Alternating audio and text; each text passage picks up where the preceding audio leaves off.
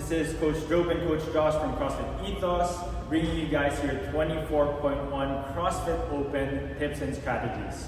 We're going to be releasing this every Friday, depending on what time we finish it, and depending what the workout is and what time it's released and how complicated it is.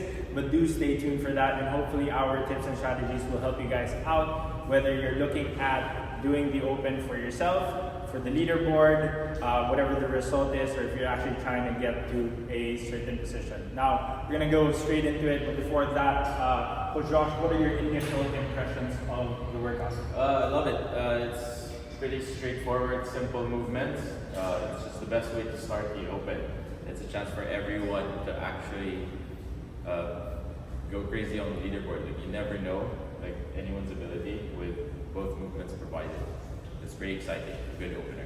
Yeah, definitely a great opener, especially with the nature of the movements, it being very simple. We know that a lot of people have certain anxieties and hesitations coming in, and now that they've seen that the workouts are a little bit more simple, they're probably thinking, oh, initially I was going to do foundations, but I think I can do the scaled version. So again, reminder guys, the Open is here to challenge us. It's a global phenomenon. Let's use that environment. Let's use the atmosphere that your box is providing for you. Go ahead and challenge yourselves. That's part of the intention of it all anyways.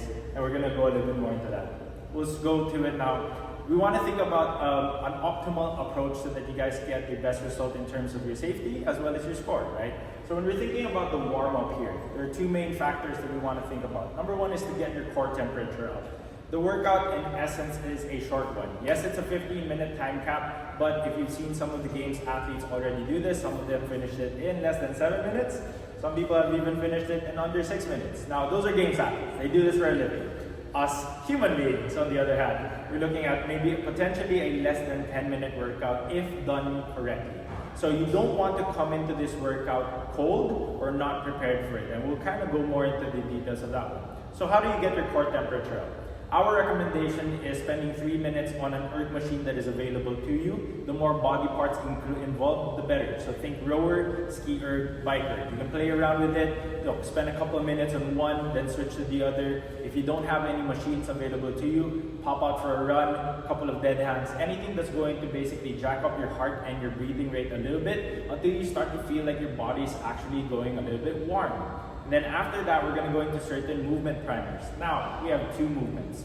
When we talk about movement primers, it's about having your body be exposed to the different segments of a movement so that once 3, 2, 1 go starts, your body has great adaptation to it. So if we break down the dumbbell snatch first and foremost, we have multiple parts to it. The first one would be potentially a snatch deadlift from the floor. So you can have the dumbbell between your legs, doing a couple of reps there. You could also have the dumbbell outside of your legs, so like a suitcase deadlift in a sense. Then afterwards, we can also think about the pulling motion. So we're thinking about a hang upright row, You can do that with a hitch. You can do that strict with a lighter dumbbell. Then we'll pop it onto our shoulders. And we could be doing this for presses. So we could do dumbbell strict presses upwards, just to get the pressing motion up, and getting you that prime position overhead and a locked out position. We'll put that down. And then of course you can expose yourself building up into the weight from a lighter dumbbell into the weight that you plan to work with. In terms of the movement priming of the burpee, we want to think about the segment that we're reaching for the floor and then we're propping back up. One of the best ways to do this would be potentially either an inchworm, to show one rep.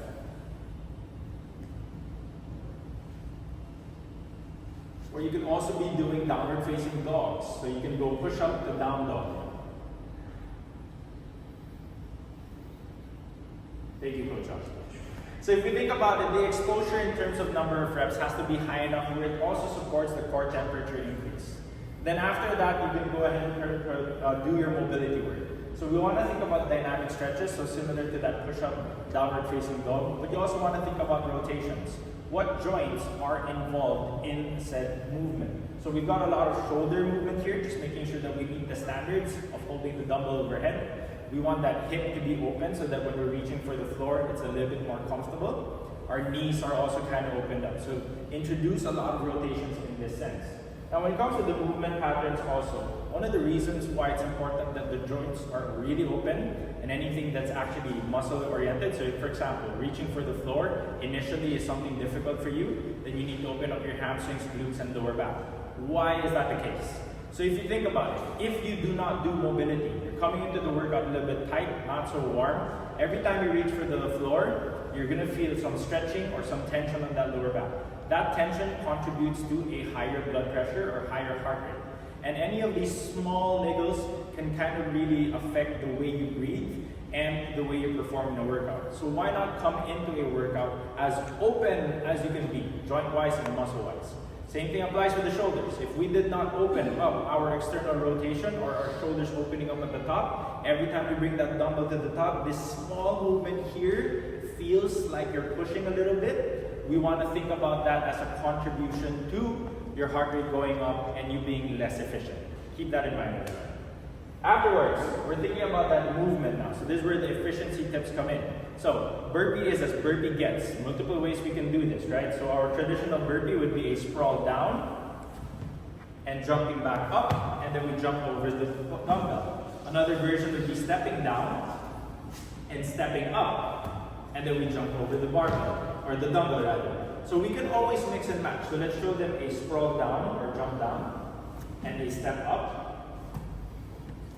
and we step down, and then a jump up, and jump over.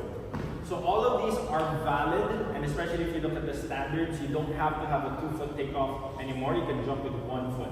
Remember, RX and scale, we have to jump over the bar. Foundations, you guys can step over the bar. With relation to the movements and efficiency on that one, we want to think about breathing. As you guys are doing the movement, as you choose what type of version you're going to do, you have to be comfortable. So if it feels like you are forcing the type or the way you're going to do your burpee, and you're prioritizing the speed, whether that's faster or slower to conserve yourself, make sure that you are prioritizing comfort first and foremost, right? Also, when it comes to the approach, which Coach Josh is going to give you guys advice on later, and we'll tackle on that as well, there's a certain level where we want to meet comfort and speed, okay? Last but not the least, I believe that every open is a great way for us to learn a lot about ourselves, as well as the workouts and how we do certain things. So let's set our intention straight before you do the workout, while you're doing the workout, and then after you're doing the workout. I'll give you guys an example. So for example, I'm going to be approaching this workout later. One of my clear-cut intentions is to meet the standards. So what I want to make sure of is, after my last burpee, I need to remember that I'm going to jump over the dumbbell first before I start my next round of snatches. I know it's such a small thing, but that kind of lesson imprinting is valuable for a lot of people also who has never experienced competition before. Standards exist so that everybody's on the same page. So whether that's your pre-intention, then great. If you're a little bit more specific, you want to do the workout, let's say your pre-intention is, I want to finish a round of 21 in 2 minutes, that's also great intention. Our intra-intentions and lessons are the things that change once you start. So 3, 2, 1, go. My original intention is, I'm going to break the dumbbell snatches in 11 and 10. As I start, it's not doable. I'm going to shift to 7, 7, 7 or 8, 7, 6. That kind of adaptation is another lesson in intention. Have that in mind before you even start the workout. The post is a simple one. Have a simple reflection of what your efforts were like. Absorb it all. Don't just do it for the sake of doing it. Listen to what your body was telling you. Did you push too hard? Did you do it just right? Did you just do it enough? Or did you not push too hard?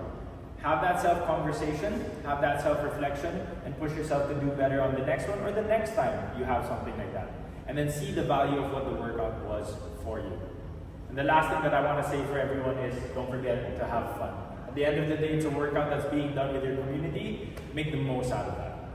So I'm going to pass the floor real quickly to Coach Josh for any other advice and tips, whether that's format, movement related. What do you think people can do to get the best result, Coach Josh? Yeah, just to simplify what you said about movements and intentions. So again, it's more of an accuracy workout over speed. So you want to think the dumbbell is shorter, like what we're used to, than the barbell. It's a shorter jump, but we might be able to waste time if we're inefficient, especially when we rush the speed. So what you want to think about is you need to be as close to the dumbbell as possible.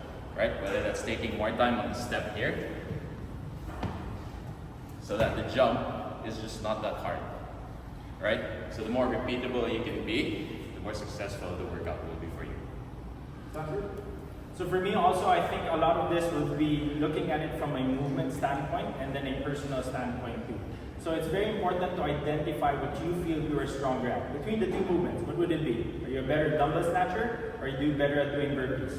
Are you equal on both? If you're equal on both, which of the two movements can you modify to get a better results? Meaning, which one can you force through, keep going with, and do quote-unquote unbroken, or which one will you break? Yes, you can break the burpees. You can literally do 7 reps fast, take a quick break, and then do 7 reps again, right? It's also important to identify that each kind of movement, as we've shown earlier, has multiple ways of it being done. So let's say your lower back's getting shot, maybe somewhere in the middle of the workout, you want to start using the legs. Think about dropping your hips a little bit lower as you start the movement, rather than picking it up more from that Romanian deadlift style, right?